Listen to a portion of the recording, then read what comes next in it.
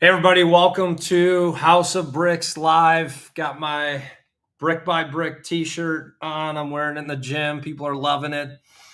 It is the next Just Do It. So watch out, Nike. And I did see that Michael Jordan has a Nike shoe with brick by brick. So I have sent him a cease and desist letter. No, I'm just kidding. But hey, who knows? You gotta push the envelope a little bit. I know we're on to something great, but if I look like I'm hot, I am. There's no air conditioning here in my all glass building, and I am inside of an office, inside of a podcast area. So I'm cooking, but I'm excited. Never going to miss a beat here. So if you've been following us for a while, you know our expertise is admitting that we are not experts. Real entrepreneurs wake up every day and they're honest with themselves and say, I have no clue what I'm doing. I'm scared to death. I'll probably run out of money. Let's go to work. And that's our mentality here. So I've been doing this for 30 years now, and I like to feature best in class people. And if you're on LinkedIn, everyone that says they're a guru is not a guru. If you have to tell people, that's a first sign that you probably aren't. So I find people that don't just have good resumes, but they have resilience. They want to make an impact, and the accolades take care of themselves. Just got back from Fort Knox, where our What the Truck movement is really starting to take shape. Typical Adam House fashion, it was an idea that came out of nowhere, and within 2 weeks, it was in motion, and not just the vehicle, but the vehicle is going to be a vehicle to raise awareness for veteran mental health. The suicide rates are through the roof. In fact, on average, almost 50 veterans take their life every day. And that's just mind blowing to me that it's not something we talk about. And the VA spends $500 million on it. And guess what? It's not moving the needle. And what I learned this morning is that $500 million sounds like a lot, but it's $500 million of a $400 billion budget. So I'm not good at math, but that's a damn small percentage for what we should be doing. But enough about that. Enough about What the Truck. Make sure you are subscribed to our Substack letter. There's a free version. Don't worry, I'm not trying to sell you something. But if you want more of me, more time, we're bringing on some best-in-class advisors because I don't know everything, but I do know that relationship capital is powerful. And these advisors have proven track records just like me and can speak to you and give you best-in-class advice. Just being in that community, people on the same frequency as you, wanting to build, grow, and build resilience. So today, I've got a special guest. And I've talked about this before. I actually spent some time in the Middle East myself. In 2015, I was on the Leadership Legacy Institute, and I helped high net worth families in Dubai with generational wealth and transferring businesses from fathers to sons. And I'll tell you what, there are more commas and zeros on those balance sheets that I've ever seen. So we're all here in the US just rounding errors to the type of money that's moving around there. But it's really interesting because you see a dad that doesn't think the son is good enough to take over the business, or the son hates the dad because he was never around. All he was doing is building the business. He's like, keep your business. But then eventually he tries to take the business. So money was on the table, right? But just interesting. It shaped me in a way where I'm not really about the money. That always takes care of itself. And it is true. The more money you have, the more problems you can have, but also the more opportunities. Money is a great magnifier of who you are. So if you have great character, it's going to make you even better. If you make bad decisions, it's going to make them even worse. So throw more money at it. But today's guest, we're going to be joined by Ari. He's an entrepreneur, investor, global operator with a unique track record of building companies across borders, from founding startups in New York to helping shape Saudi Arabia's vision for 2030. Ari's played a key role in expanding global ventures in the Middle East. He's the founder of Danforth Holdings and a trusted advisor to both governments and growth stage startups. Ari, I want to welcome you to the House of Bricks. Thank you so much, Adam. It's a pleasure to be here. Thank you for having me. Well, thank you for joining. And you're kind of new to the House of Bricks message, but I gave some intro there. But before we get into really your business resume and things you're doing now. Those are all great, but we're also just interested in people's stories of success, and that success often comes a lot through failure. But just give us all a little background on you, and we'll go from there. Adam, before I do, I have to say I'm waiting for a shirt, a brick by brick shirt. That message is so powerful, so relevant to not only all of your listeners, but really what I do every day. And every entrepreneur, no matter if you have a unicorn or you're just starting out, you are always, every day is a brick by brick. Even if you have the best people around you, it's such a powerful message, one that definitely fuels what I do every day. But my story is a little different. I didn't think I was an entrepreneur, even though if I look back at my history, I've been an entrepreneur since 14. I was forced to go out to work. I came from very, very humble beginnings, and at 14, I wanted a bike. I wanted something as simple as a bike. And I asked my parents for a bike, and they said no. And I said, well, I wish I had my own money. I looked at my mom. I looked right in her face. I said, Mom, I wish I had my own money so I can buy myself that bike. My mom looked at me and she said, no problem. I can help you with that. And I said, what do you mean? And we jumped in the car, went down to City Hall, and I remember filling out this paper. And it was a green card, and it was a working permit. And at 14 years old, I got a job at the local YMCA, and I was sweeping floors in the pool. And that was really what I thought. I didn't think I was going to be an entrepreneur, but I started sweeping floors and started cleaning at 14. So, it's brick by brick or mop by mop. And that's really kind of where I started. I got a taste of making my own money. And then, I went to become a teacher, because although at 14, I was excited about making my own money. As I grew up, I loved to guide and help, and I loved working with kids.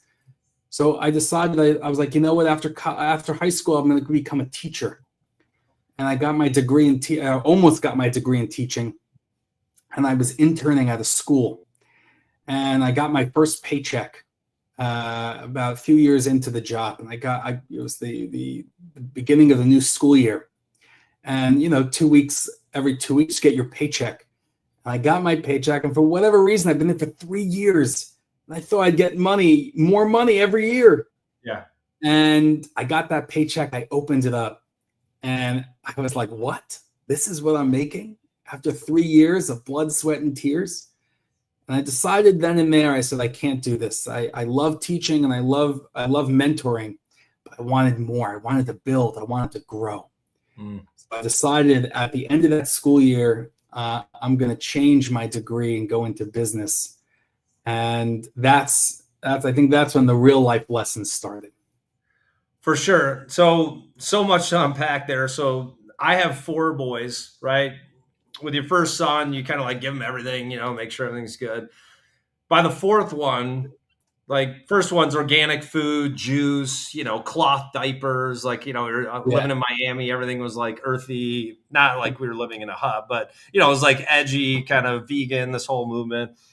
By the time I get now to my 4th son, like he's lucky if he gets food, when he's a baby. So, but now I see with him, he got his first taste of like making money actually playing blackjack. So like my older son would have a party or whatever, and he'd be like dealing. He got obsessed with blackjack last summer, and he's like, dude, people are tipping me. I made $5. Oh, you need a drink? Okay, another $5. And now he's washing people's trash cans. As we sit here right now, he's got a lemonade stand set up downtown. So you just kind of catch that feeling, right, of making your own money. And it's very rewarding. So hats off to your parents in saying no.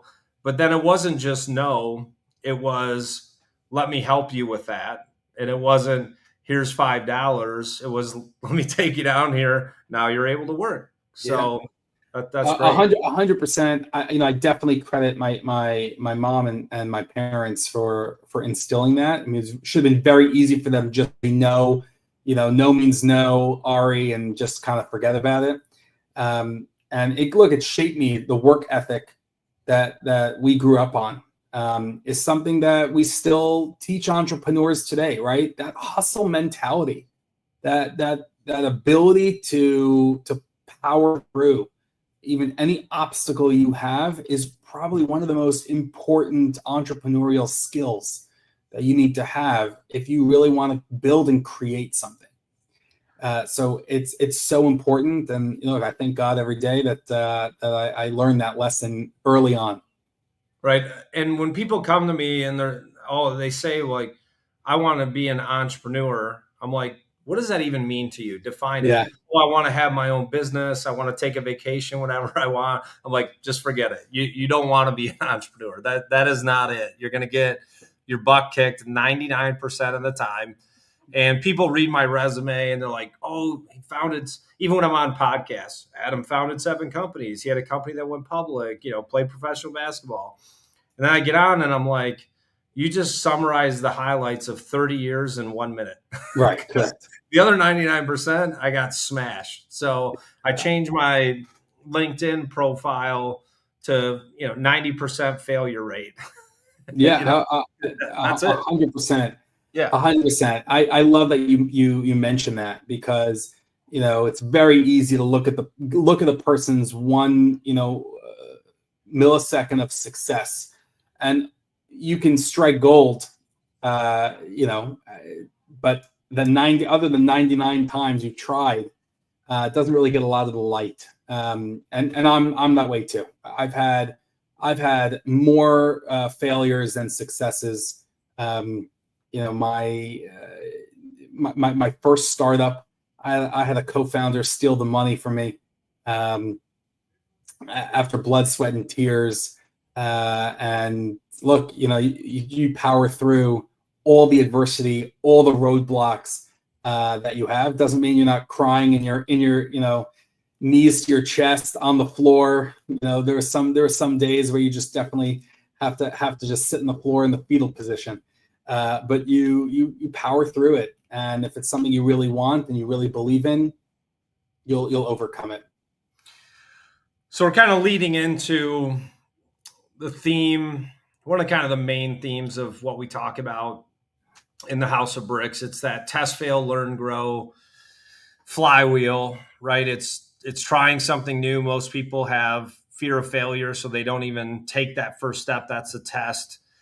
Then when they do fail, they stop there because they don't like how it feels and they don't want to go through this again. So they go back to some level of security. What we do is the next step is you got to learn from that failure, because as Steve Jobs says, success is a horrible teacher. I didn't learn anything on any of those exits or accomplishments. I learned throughout the process. So if you can learn, and the ways to do that right is through a mentor, a community, self-reflection, studying, and then that is where the true growth is going to happen.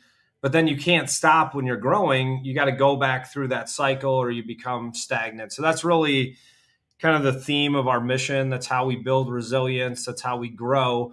But we all kind of have that one moment where you have a choice of, do I remain in security if you have something going now, or an opportunity, two opportunities present themselves. One's kind of the safe way to go. I've never gone down any of those roads. I always look at that, and then it's on to what is the biggest opportunity I can pursue. So take us back to, at least we all have at least one of these as an entrepreneur where I was like, I could have taken the easy road. But did you have something like that that's kind of marked you?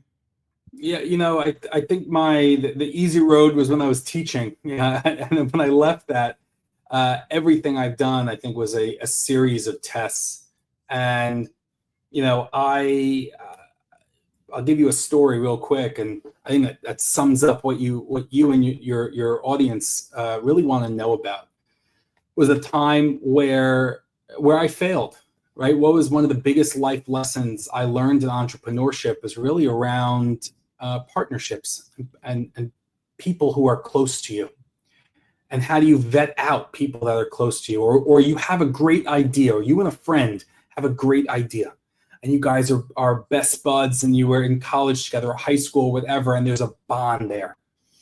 And no way a business can break that bond. But in reality, for me, I actually entered into 2 ventures, one with a very good friend, and the other one when I was younger, and I needed a mentor, and he was much older than me.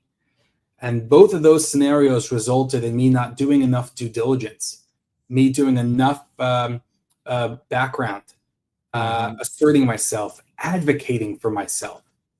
And they both ended up, unfortunately, just dissolving. The business dissolved, money was wasted. So for me, I had a startup, a technology startup in the voting machine technology space. And I was very young, in my early 20s. And the idea was great. The technology was great. But I knew what I didn't know, and I didn't know a lot. So I partnered and I found a much older person, helped me navigate life as an entrepreneur. Even though I had a degree in entrepreneurship, I still needed that real world experience. I still needed someone to handhold me through all the different conversations we're about to have on fundraising, on building decks, on product market fit, on what are the steps to get to product market fit. All of the small things that you really kind of don't know until you jump in.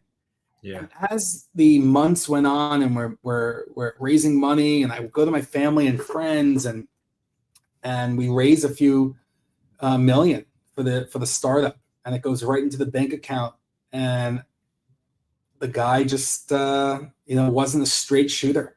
Wow. And unfortunately that startup did not happen because of some really unfortunate events that I didn't see coming, because I just didn't know better. And I had an opportunity at that point to, thank God we recovered what we needed to recover, and people had got their money back. And I had an opportunity at that one moment. Do I stop? Do I go back? I was newly married at the time. I put all of my savings into it. I couldn't afford my rent. I had to go into my apartment and tell my wife, "Hey, babe, we have $3,000 left in our bank account, our checking account. Our rent is due next week. It was $1,500. Like, we really have 2 months of runway left."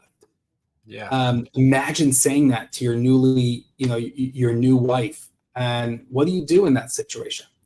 So one of the biggest lessons I learned early on was proper due diligence, proper research. Make sure the person that you're dealing with, you're working with, is really the right person for you, because it can make or break anything that you want to do and how you scale and how you perform.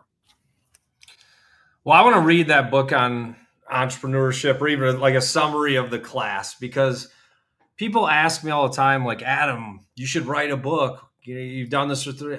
I don't know what I do, but I guess that's what makes me successful. I have no freaking clue, but it seems to work out. But I can't imagine getting a degree in entrepreneurship. I mean, I'm sure they teach you the basics. It's like a finance degree or whatever, but they should have electives in that. Okay, I'm going to take all your money for a month, and I want you to go home and tell your wife you lost all your money, and I want you to see what that feels like for a month. That's an elective in the class.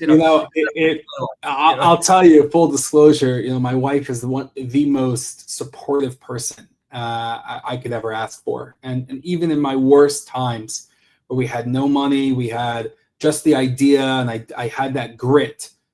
Grit doesn't pay the bills. Grit didn't put food on the table, but in the same way cash does. But I'll tell you that those conversations were one of the hardest conversations to have.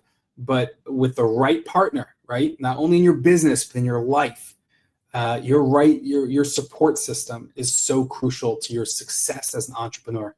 And I'll say this: if there is a book that your audience should read, so there's one book I recommend, and it's called The Founder's Dilemma.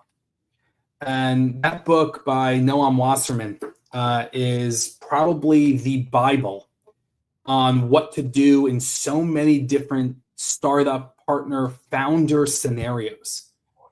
So if there's any book that your listeners should read or look into, it's definitely that book. I guarantee you it would be so eye-opening, inspiring, and also super informative. So one thing I've learned through building the house of bricks, I never really built a social media presence. I didn't care about any of that. I just wanted to build businesses and win. But it's been very open what we're doing on social media. Different people like it. Some people don't. Is as an entrepreneur, you have to realize you need to build a house of bricks around yourself, and also realize that other people live in a glass house.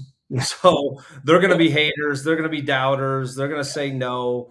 And so, at times, if you have the right mentor and they tell you no and they care about you and the entrepreneur, you got to listen. But general rule of thumb is that people live in a glass house. And if I listened to what people said to me, I wouldn't be sitting here today. I wouldn't have, why would I start a healthcare analytics business with no background in healthcare, no background in technology, and I hate analytics? That makes a lot of sense. I come to the idea, you'd be like, yeah, Adam, you should do that.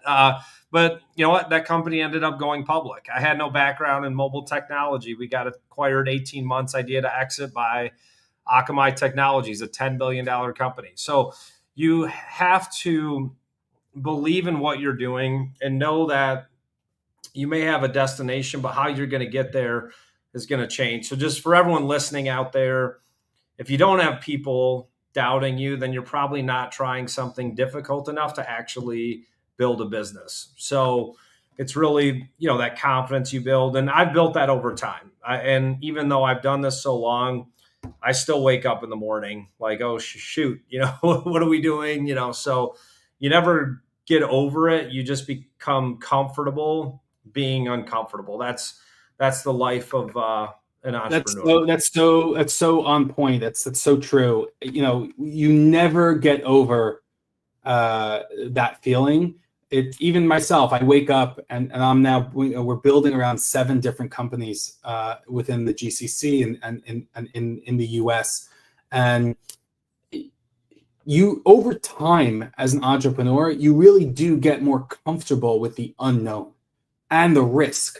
You just accept it. It's no longer a fear that holds you back. It's a fear that you're encompassing within the process of being a builder, a founder. So really, you hit on something so important. It's time. So if you're a young founder, if you're a teenager, you're in your 20s or you're in your 30s, trust me, you have time. And it's that time that's going to help you feel more comfortable, more confident as you build your life as a builder and as a founder. And it's just going to take a lot of time, and then that's okay. Time is actually your friend in that case. Yeah. So, everyone's in such a rush to be a millionaire, but Warren Buffett, his net worth, I just had to verify it. His net worth at 35 was $7 million. That's right. Crazy to me to put that into perspective. And yet everyone wants that first $1 million, and now he's worth whatever, God knows how much, but we're living a lot longer. I've gone through seasons of exiting businesses and having this gap of what I'm going to do next. And those are the worst times of my life. Not building something. I am a born builder. And when I'm not building, I'm bored. So I just encourage, like you said, you can move fast, but keep your expectations low, and they will take care of themselves through that process. So we were doing some homework prior to the show, and you've talked about this being uninvited to a golf roundtable, and that led to a great outcome. Take us back into that room or that time and walk us through it. Yeah. It's funny when you have a lot of grit, all right, and you need to be in a room, you need to be somewhere, and your decision makers are in that room. You have 2 options.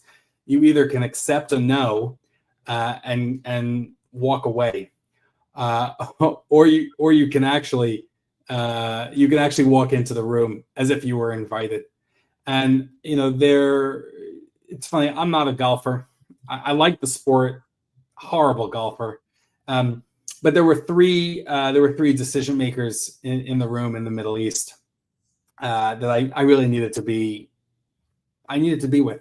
And I knew that they were having a golf session at one of the golf courses.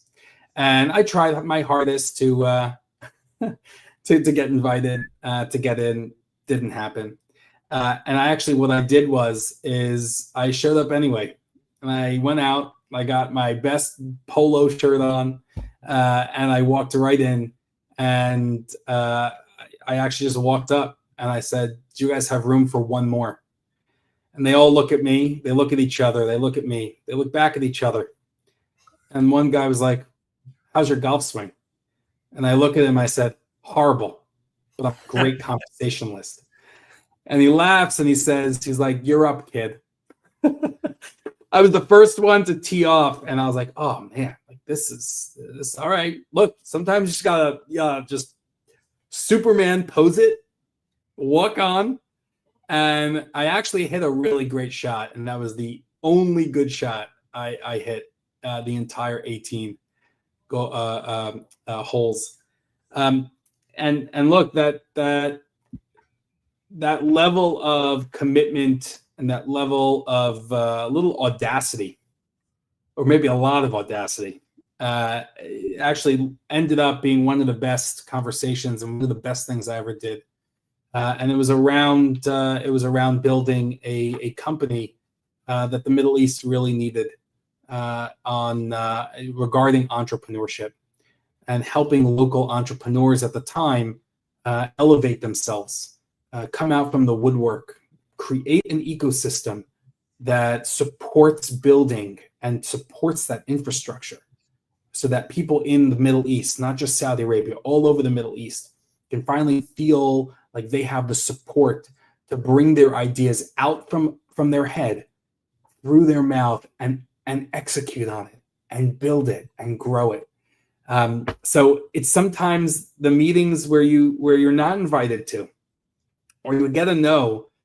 Sometimes you got to push through, and they can be one of the best meetings, best experiences, or best connections that you can have. Yeah, like I've had some of those situations, too many, but I was picturing myself. No matter how good you are at golf, there's nothing lonelier than the first tee with people you do not know. Like you are there, and there's just so many things that can go wrong. The worst thing is you don't get it past the ladies' tees, or a whiff. On a whiff, you can at least say, "Hey, it was a practice swing," and people are like, "Yeah, but it was just no contact." But snipe one off the water ball washer, or hit somebody's. There's just so many things that can go wrong. I'm a decent golfer, whatever, high 90s. But if you're a real entrepreneur, you're probably not good at golf unless you played growing up, because it's a time commitment. Like, and we have 4 kids. Oh yeah, by the way, I've worked 80 hours this week, and me and the guys have a tea time at 7 a.m. We're going to play 18, lunch after. Yeah, I wish I can. And look, I feel like I'm a successful entrepreneur, but even at that, I don't have the time to go and do golf and have lunch after. And I'll tell you, full disclosure, that really was the best hit I got the entire game. At a certain point, I was like, you know what? I'll just drive the golf cart. And I loved it because I controlled the speed at which the golf cart was going. So I was talking to the guy, and we rotated. And I'm like, look, let's talk shop. And honestly, it was a great experience, not only for them but for me. But again, like take the shots. Just because someone says no, you have to find that balance between audacity, right, and rudeness, with authenticity, and asking if. And they could have said no. They could have said they have no room for another. God was on my side that day. Yeah, and it's the thing with golf too. It's you hit one good shot, that shot's over. You're right, and you can be 3 on, 5 putt, 5 on, 2 putt, and there's just so many ways to embarrass yourself. A big chunk in the divot, right? Takes you shots to get out of the sand trap, whatever. And As bad as I was that day, Adam, I will say I was invited back to play with them a few months down the line. So that story really it brings a smile on my face, because it really just shows a little bit of tenacity with luck, but also the ingredients of what a real good entrepreneur has. Yeah, I was going to say, it's a lot like entrepreneurship. Even though you close a deal, you may whiff on the next 10, but you got to play all 18 holes or drive the golf cart and pull. So but that's a great story. And so present day, what are you doing now? Just talk to us a little bit about the business and where you are now. Yeah. Look, present day, it's evolved. It's been a 10-year journey. I entered the Middle East about almost 10 years ago when it wasn't as vibrant as it was now, and it was just the beginning of that openness. And it was just the beginning. You were there in 2015. Look, that's 10 years ago, right? So at that point, Vision 2030 hasn't really taken effect. You didn't have that new leadership that you have now. Wasn't as open. And it's funny, you said that you were dealing with that succession planning. That's still happening today, by the way. 10 years later, you have a lot of these older Middle Eastern fathers or owners of these conglomerates now moving aside, and it's their 30-year-olds or 40-year-olds sons that are now trying to take over the business. So there's a massive shift now, and there was 10 years ago, of kind of new blood, younger blood coming in. And I was introduced to the Middle East. I was working at the time for a big real estate company. We were expanding out into the Middle East, and I just started to see the opportunities from all these different sectors: hospitality, energy, tourism, real estate, healthcare. All these different space was being introduced even at that time. And I just started realizing, like, these guys need a tremendous amount of help. They have the vision, they just don't have the execution skills yet. Yeah. So over the last 10 years, I've built out Danforth Holdings. It's a holding company that now we actually incubated. We incubate our own businesses within all these 5 different sectors, like the ones I just mentioned, from real estate to healthcare to technology to hospitality and tourism, on housing. We incubate our own companies to help execute on the many pillars and the Vision 2030 goals that not only Saudi Arabia has to hit, but the larger GCC. If they want to elevate their position in the world to a new era, a new level, they're going to have to hit some massive milestones on all different levels of the spectrum. So Danforth, what we decided to do was say, look, the opportunity, the gold rush of our generation is happening in the Middle East. Not because they have money, it's actually because they have young, hungry talent that is waiting to be extracted, waiting to be taught, waiting to develop their country, their land. They can't do it by themselves. They need guys like us. They need the entrepreneurs that have done it elsewhere to help them grow. So today, Danforth is operating in 6 different sectors. We have multiple companies that are helping in country around the GCC. The GCC is Oman, it's Saudi, Bahrain, UAE, Kuwait. That area of the world still needs a lot of help, and they need good businesses being built from the ground up. So that's what Danforth is doing. We're building our infrastructure. We're building those companies from the ground up, and then either selling them back to the GCC, or we're joint venturing. We're taking those companies, we're joint venturing on larger and more sustainable projects, and working with some amazing people. So I kind of blanked out for a second, and I'll tell you why, because I was remembering in 2015, I didn't really blank out, but I had a moment. I stayed at the Burj Al Arab in Dubai. So if you have ever been there, you will never appreciate any other hotel that you go to at that level. Like, it was meet you at the airport, walk through security, Rolls Royce Phantom out front. Yeah. Pull up.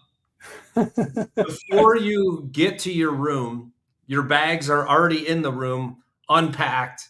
Like that, I was just like, they must have had Mr. Deeds there. Like, you see the movie with Adam Sandler, and like before you pick up the phone and order your sandwich, like what you wanted is already at the door. The service, like you couldn't. They just knew what you were gonna think before you even asked it. It was crazy, but we ended up. I had an American Express card, and it was maybe off season or whatever. They had booked me in a normal room, but because I had the American Express, they put me in this. They're like, "We've upgraded you to a suite." I'm thinking, yeah, great, 2 beds and whatever. I walk in, it's a 2-story. It's not a hotel room. It's an apartment, gold staircase. And then this was the best part. They're like, "We're going to need to take a $10,000 deposit." I was like, $10,000 deposit. And they said, yeah, the iPad is 24 karat gold. I was like, so I get in there, I'm holding this gold iPad. I mean, it was nuts, but there is so much opportunity there. And what you said is kind of a passion of mine, because I have 4 boys, 18, 16, 15, and 12. And they've been very, very blessed, but they also haven't felt a lot of lack. And so, not that they're spoiled or any of that. I mean, we have a disciplined household, and they're athletes and they compete. But what you said, about the Middle East culture right now is they are hungry and they're educated and they want to learn. They take everything in like a sponge. And so I'm hoping there's going to be a shift here in the States. There's history always repeats itself. Obviously, the best generation. My grandfather was part of that in World War II. But I'm hoping soon there's a flip here in the U.S. too, just seeing people more hungrier. But what do you think, if you had to say one key thing that you can provide to these young entrepreneurs in the Middle East that's different than other people that are doing it? What's your key differentiator, if you had to say? What I see every time I go back, and I'm there literally every 3 weeks, and I meet with many different entrepreneurs, local Saudis or Emiratis or Bahrainis. I will say one thing that I have never seen anywhere else is this idea of just national unity. That any startup, regardless of what sector you're in or what you're trying to achieve, the goal is never, I want to make $1 billion. Everyone's goal is people first, country first, quality of life first. So every startup you have always comes back to the fact that we are all working. We're all pieces in this larger machine that is going towards this massive goal called Vision 2030. And what I'm seeing is when you put purpose and passion first, profits will follow. But when you put profits before people and your profits before your passions, you have a higher percentage and a higher degree of failure. And when you fail in that capacity, it's much harder for you to get back on that horse. Mm-hmm. But if you fail because maybe your approach was a little bit wrong or your go-to-market wasn't right, you still have that purpose, you still have that passion to get it right the second time. And I see that fire within all of those entrepreneurs. All of their eyes are just fueled. Their souls are fueled by a unified mission of reaching Vision 2030.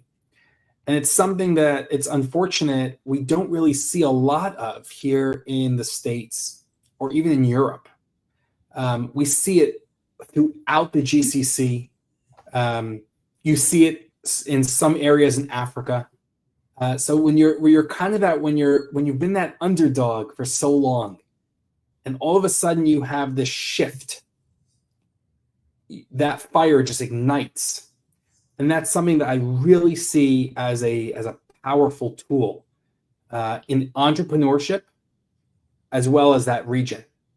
So anyone who wants to be an entrepreneur, yes, if you put your passion first and you're excited about it, and you're putting people first, and you're doing it in the right way, and you're being true and honest, the profits will follow.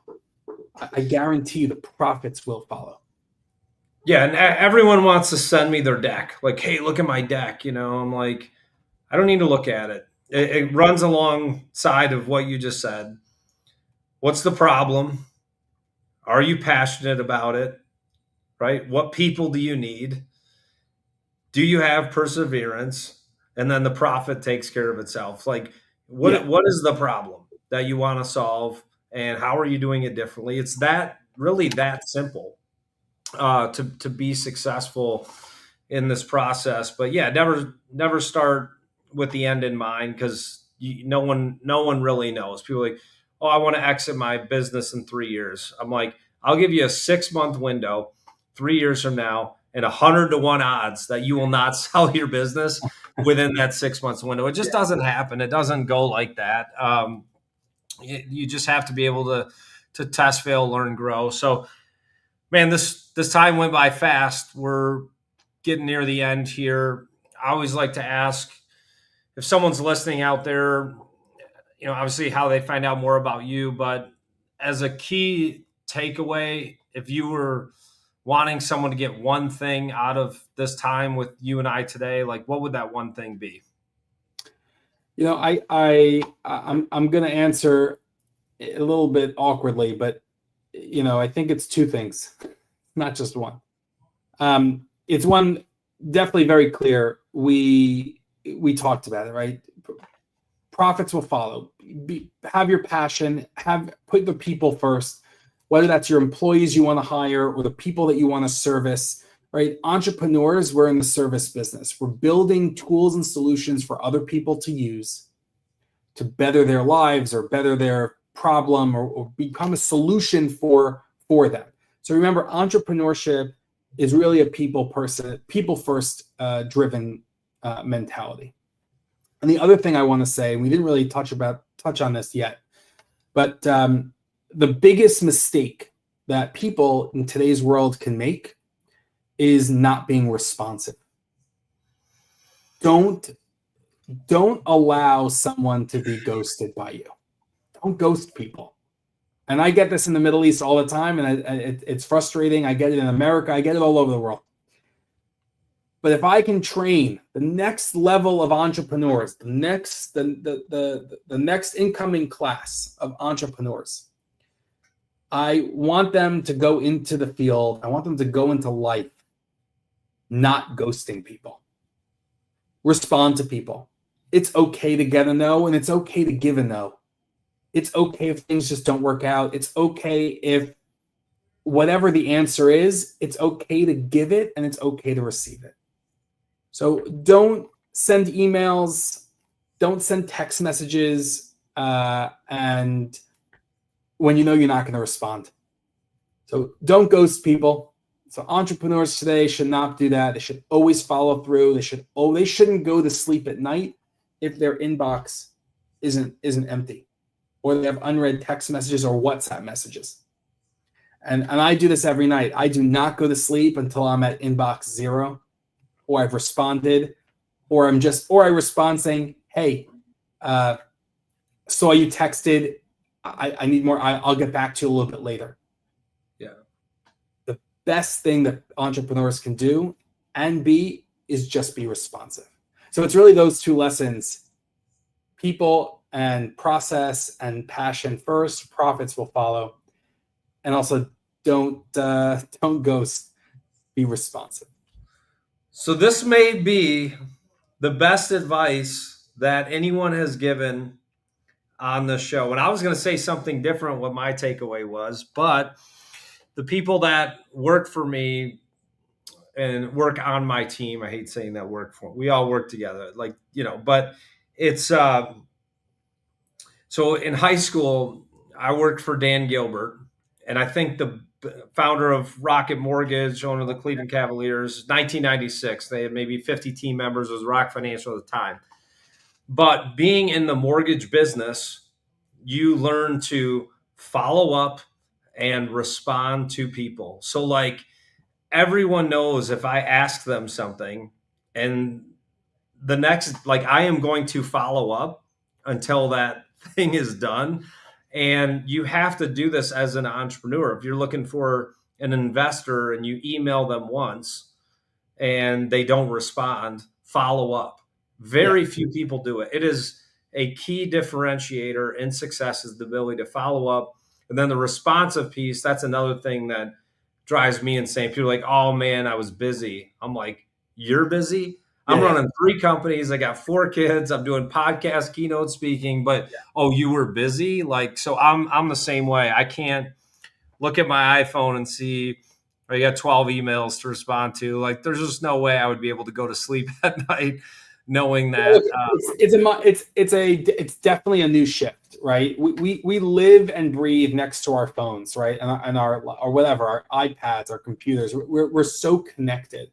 So the excuse that we have today by entrepreneurs or even venture capital, whoever you are, that, oh, I'm too busy to respond at the end of the day, it doesn't fly with me. And just like you, I have my hands in multiple things across multiple time zones. So if I'm able to do it, young entrepreneurs listening can definitely do it. Trust me, in 10 years, 30 years from now, I can guarantee you that someone's going to say, oh, that guy, he's awesome. He's so responsive. He's on it. He gets it. He understands it, just by following up and responding. So those are the two things that I hope that your listeners take a real powerful way. We didn't really get much into the Middle East, but doing business cross borders is no longer difficult. We are really in a global era of true globalization, where business in the middle of nowhere, in either in America or India or the Middle East, can be a global player and a real serious one of that. So for any entrepreneur out there, if you're thinking of just your zip code, great place to start. But the world is really your zip code. The world is really your neighborhood. Don't be afraid to go cross the border.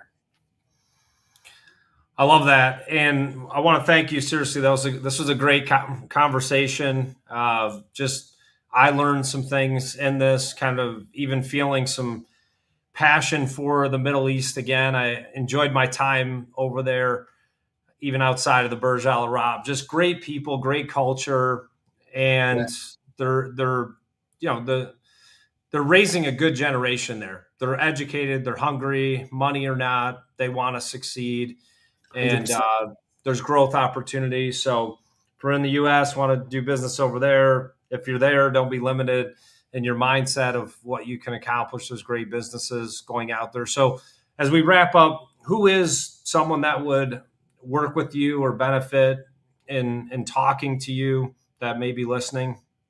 Well, first, I will say I preach. I practice what I preach. So anyone that messages me on LinkedIn or sends me an email, you will get a response from me. Look, I work with 2 different types of people. Any entrepreneur. I mean, I'm a former teacher, right? So anyone out there who's looking for just advice, whether you're just starting out, I'm always happy to just give my advice on an idea that you have or how to get started or a problem that you're looking to solve. I'm more than happy to talk to anyone who has that entrepreneurial question. And on the other side, any company or any business that is looking to go cross-border, not just the Middle East, but in Europe, into Latin America, into Australia, anywhere around the world, and you want to have a conversation about how to do that, how to execute that, and how to look through the steps methodically, reach out to me. I'd be more than happy to help and advise anyone who's looking to really take their business and take their idea and start moving it cross-border. Well, this is great. Looking forward to staying connected with you. Who knows? Maybe we could meet over there someday. I was just going to say, Adam, your next podcast should be in the Middle East. Let's do it. I would love to do that. We're have some now members outside of the U.S. Obviously, our community it's over Zoom mostly, so you can be anywhere in the world to be a part of the House of Bricks community. But I want to thank you for being on the show, and let's stay connected. If there is an opportunity for me to come out there, who knows? Would love to potentially meet you out there. So thanks again for joining. Love it. Thank you so much for having me. And look, brick by brick, we're all building it slowly but surely. Appreciate that. And I'll make sure Paul gets you a t-shirt. So I want one. I want one. 100%. All right. Thank you. We'll talk to you soon. Guys. Thank you, everyone.